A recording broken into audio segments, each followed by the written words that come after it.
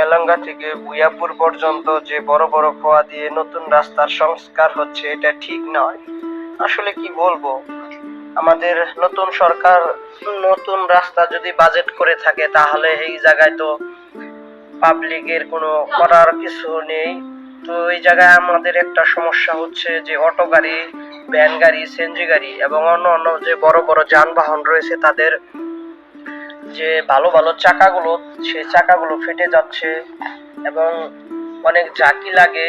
সেই ঝাঁকি থেকে রোগীরা পর্যন্ত রেহাই পাচ্ছে না। মানে অসুস্থ রোগী এই রাস্তায় গেলে তিনি আরো বেশি অসুস্থ হয়ে পড়ে। তাই আমি সরকার এবং কর্তৃপক্ষ যারা রয়েছে তাদেরকেও দৃষ্টি আকর্ষণ জানাই যে আপনারা এই ভালো রাস্তা ভালো করে দেন এবং এই ঝাঁকি থেকে আপনারা জনসাধারণ মানুষকে মুক্তি দেন। সবাই ভালো থাকবেন, সুস্থ থাকবেন।